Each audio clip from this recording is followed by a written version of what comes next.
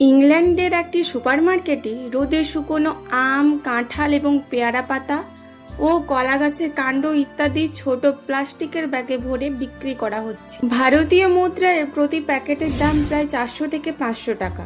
একবার শুধু কল্পনা করুন, আপনার বাড়ির উঠোনে গড়াগড়ি খাওয়া পেয়ারা পাতা, আম পাতা, কাঁঠাল পাতা শুকিয়ে পরিষ্কার প্যাকেটে পুরে 400 থেকে 500 টাকায় বিক্রি হচ্ছে। কি অবাক হচ্ছেন তো? এই মুহূর্তে ভারতীয় নেট নাগরিকদের একাংশের তেমনই অবস্থা। ইংল্যান্ডের একটি সুপারমার্কেটে রোদে শুকনো আম, কাঁঠাল এবং পেয়ারা পাতা, কলা গাছের কাণ্ড ইত্যাদি ছোট ছোট প্লাস্টিকে ভরে বিক্রি করা হচ্ছে। ভারতীয় মুদ্রায় প্রতি প্যাকেটের দাম প্রায় 400 থেকে 500 টাকা।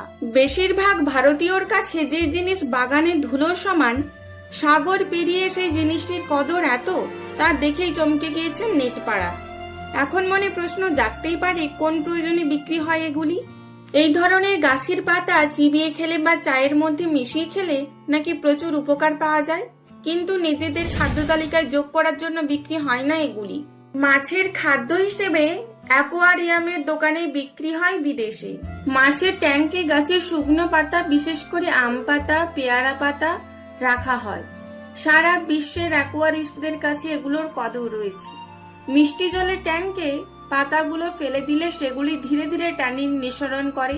এর ফলে জলের পিএইচের মাত্রা কমে যায়, ফলে গ্রীষ্মকালীন মাছের চলাফেরার জন্য সুস্থ পরিবেশ তৈরি হয়। তবে এই ধরনের শুকনো পাতা যে কেবলমাত্র অ্যাকোয়ারিয়ামে রাখা মাছেদের সাহায্য করে তা কিন্তু নয়। টাটকা নরম আম পাতা বিভিন্ন রেসিপিতেও ব্যবহার করা হয়।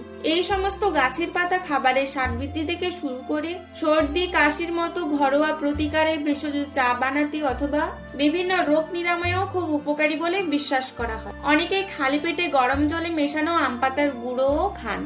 এখন থেকে বাগানে পড়ে থাকা শুকনো পাতাগুলি তুলে এনে বাড়ির অ্যাকোয়ারিয়ামে বা হেসেলেও ব্যবহার করে দেখতে পারেন আপনিও।